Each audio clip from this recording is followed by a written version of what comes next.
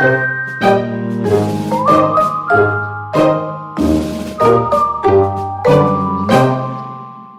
trouverez le lien de l'énoncé au-dessous de la vidéo.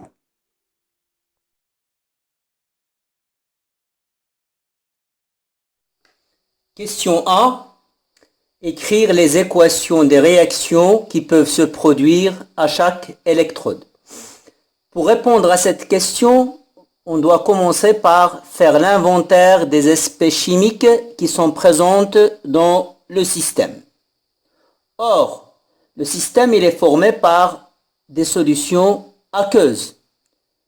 Donc la première espèce chimique à écrire dans l'inventaire, c'est H2O, l'eau. Ensuite, on a une solution de sulfate de cadmium. Donc, on a les ions Ce2+, et les ions sulfate SO4 2-.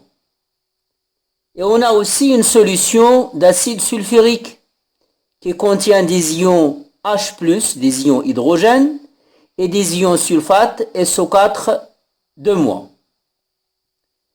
Les électrodes utilisées dans l'électrolyse sont inertes, c'est-à-dire ils ne réagissent pas, donc on n'en tient pas compte dans l'inventaire des espèces chimiques capables de réagir.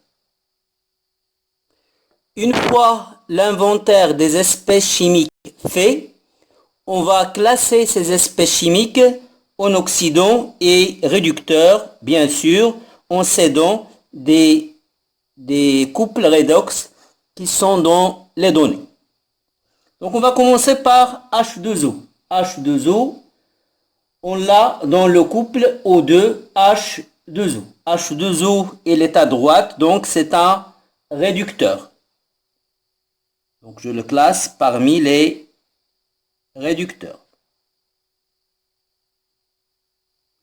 Ensuite, CD2+. CD2+, elle est présente dans les couples, dans le couple CD2+, CD.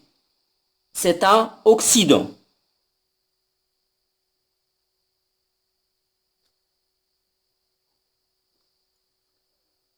Ensuite, l'ion sulfate, SO4 2-.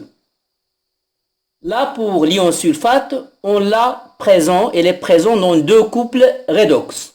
Dans le premier, celui de S2 8-, SO4 2-, elle joue le rôle d'un réducteur.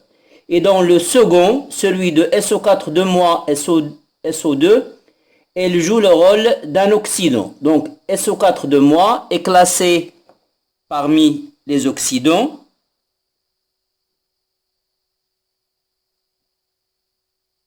Ainsi que parmi les réducteurs.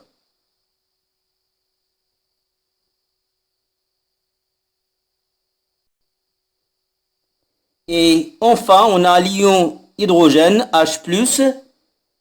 Il figure dans le couple H+, H2. Il est à gauche, donc c'est un oxydant.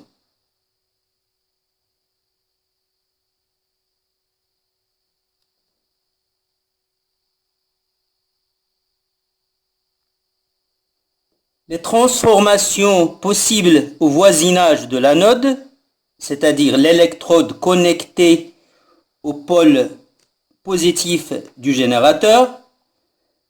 Au voisinage de cette électrode, les réducteurs peuvent subir une oxydation. Or, les réducteurs, c'est d'abord H2O. Donc, la demi-équation, c'est H2O, liquide. L'oxydant conjugué, c'est O2, gaz. Là, j'ai deux oxygènes. Donc là, je multiplie par 2. Là, j'ai 4 hydrogènes. Donc là, je vais équilibrer avec les ions H+, 4 H+,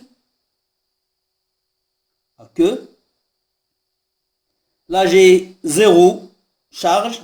Là, j'ai 4 charges positives. Donc, j'ajoute 4 charges négatives, 4 électrons. Le deuxième réducteur, c'est SO4 2-.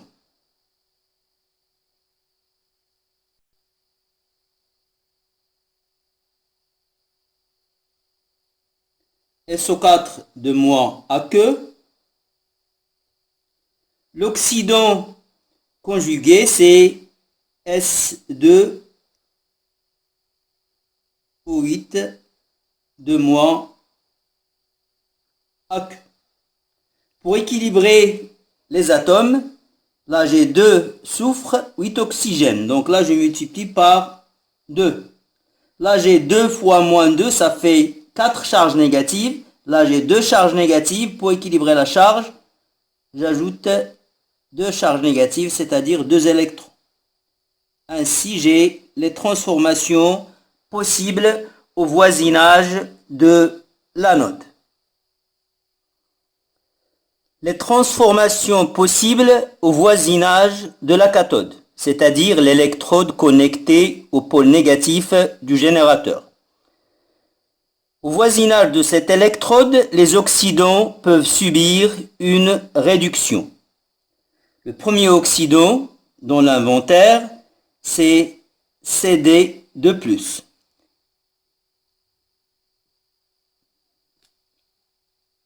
Le réducteur conjugué, c'est le cadmium métallique, Cd solide. Là, on a 2 charges positives, là 0. Donc, pour équilibrer la charge, là, j'ajoute 2 électrons. Après, on a H+. H+, l'ion hydrogène.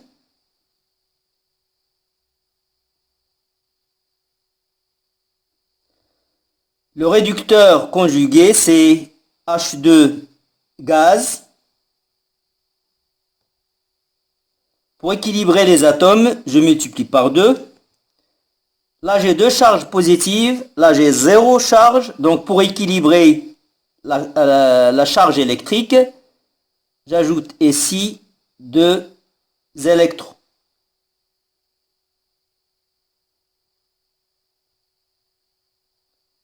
Ensuite, il y a le réducteur sulfate SO4 2-.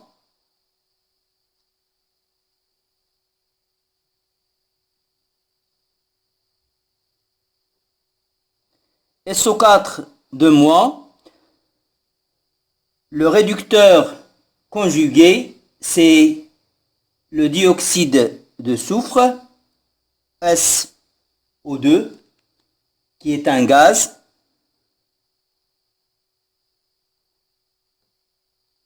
Là, on a 4 atomes d'oxygène. Là, j'ai 2 atomes d'oxygène. Donc, pour équilibrer les atomes d'oxygène, j'ajoute ici H2O liquide. Là, là, j'ai 4 oxygènes. Là, j'ai 2 oxygènes. Donc, j'ajoute 2 H2O. Là, j'ai 2 fois 2, 4. 4 hydrogènes. Donc, pour équilibrer les hydrogènes, j'ajoute 4 H+. Là, j'ai 0 charge. Là, j'ai 4 plus moins 2, donc 2 plus. Donc, pour que ça soit 0, j'ajoute 2 électrons.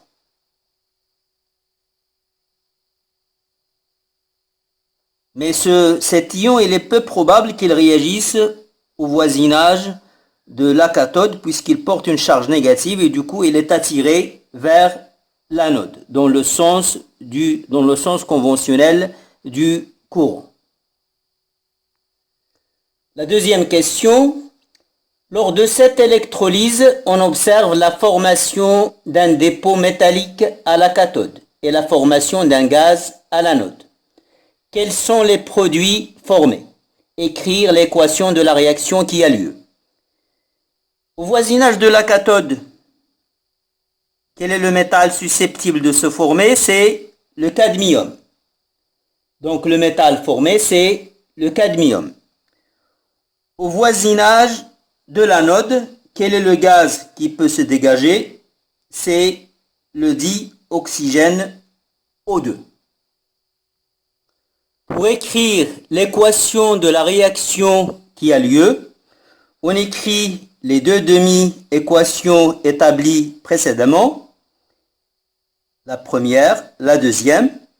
Et pour écrire l'équation bilan, on ajoute membre à membre les deux demi-équations. Mais avant, on doit s'assurer que le nombre d'électrons cédés est égal au nombre d'électrons captés. Là, j'ai 4 électrons, là, j'ai 2 électrons. Donc là, je vais multiplier par 2 et faire la somme. Les électrons, 4 électrons à gauche et 4 électrons à droite vont se simplifier et j'aurai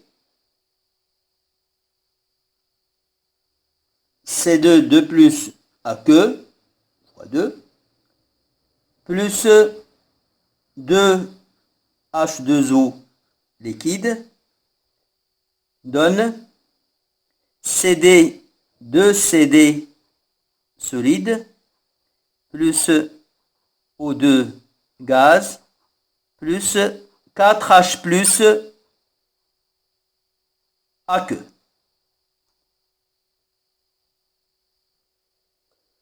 Troisième question. Quelle est la masse de métal déposée au bout de 12 heures d'électrolyse? Pour répondre à cette question, on doit d'abord dresser le tableau d'avancement de la transformation. Donc je réécris l'équation bilan. À l'état initial, j'ai N initial de CD de plus. L'eau, c'est le solvant, elle est en excès. Le métal cadmium, on n'en a pas. Le dioxygène de même. Mais les H+, ils sont présents puisqu'on a une solution d'acide sulfurique. Donc on a une quantité initiale de H+.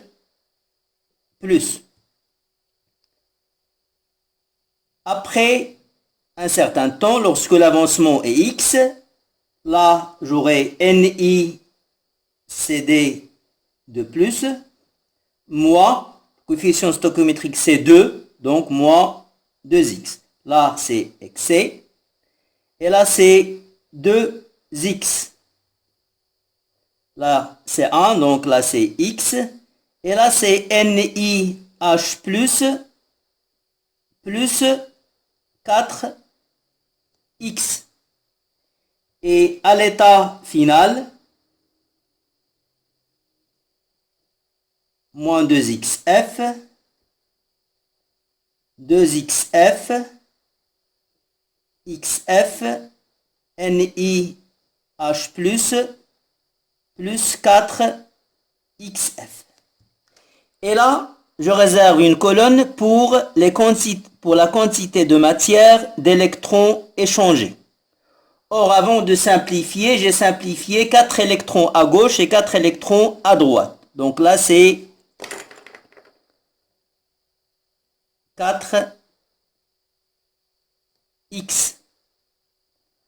À l'état initial, il n'y a pas d'échange d'électrons. Donc la quantité échangée, c'est 0.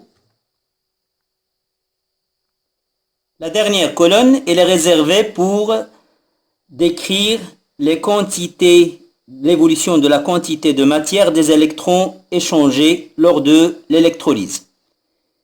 J'ai simplifié 4 électrons à gauche et à droite, donc là j'ai 4E-. À l'état initial, il n'y a pas d'échange d'électrons, donc j'ai 0. Après c'est 4x et à l'état final, la quantité de matière des électrons échangés, c'est 4xf. La masse de cadmium formée, MCD, c'est la quantité de matière de cadmium formée fois la masse molaire du cadmium. Or, la quantité de matière de cadmium formée, c'est 2x. Donc 2x fois grand M CD. Cette relation, je lui donnerai le numéro 1. J'ai aussi la quantité d'électrons échangés, c'est 4x. Ne- est égal à 4x. Cette relation, je vais lui donner le numéro 2. Soit Q, la quantité d'électricité échangée. On sait que Q est égal à I fois delta T. Or, Q c'est quoi? C'est le nombre de moles d'électrons échangés fois la charge, la quantité d'électricité portée par un seul mole d'électrons, c'est-à-dire le Faraday. Donc Q c'est la quantité de matière d'électrons échangés fois grand F égale à I fois delta T. En exploitant cette relation, la relation 2, je vais remplacer n au moins par 4x. Donc j'aurai 4x fois F égale à I fois delta T. D'où l'avancement de la réaction, c'est I fois delta T sur 4 fois grand F. Cette relation, je vais lui donner le numéro 3.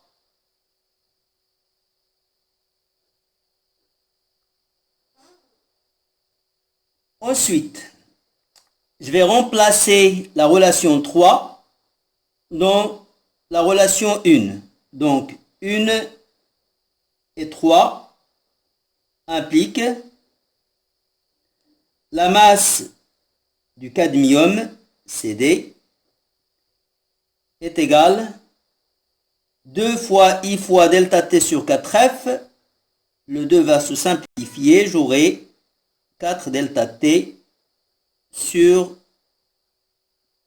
2F fois grand M de CD. C'est la relation, l'expression finale de la masse de CD. L'application numérique, I, je le convertis en ampères. Ça fait 25, 10 à la puissance 3 ampères. Les heures, je dois les convertir en secondes. C'est 12 fois 3600 secondes. Là, c'est la masse molaire du cadmium en grammes par mol. Et là, c'est 2 fois F. Le résultat, je l'aurai en grammes. Et après, je vais le convertir en kilogrammes. Ça donne MCD égale à 627 kg. La quatrième question, quel est le volume de gaz qui s'est dégagé à l'autre électrode pendant la même durée? Le volume de O2, c'est la quantité de matière de O2 dégagée fois le volume molaire des gaz. Or, dans le tableau d'avancement, la quantité de matière de O2, c'est X. Donc X fois Vm. Or, dans la relation 3, j'ai déjà l'expression de X. Donc je remplace X par son expression et j'aurai VO2 égale I fois delta T fois Vm, le tout sur 4F. J'encadre. Application numérique. VO2 égale. Le résultat est obtenu en litres. Or, 1 mètre cube, c'est 1000 litres. Donc, je convertis le résultat en unité plus pratique. C'est le mètre cube. VO2 égale 67,15 mètres cubes.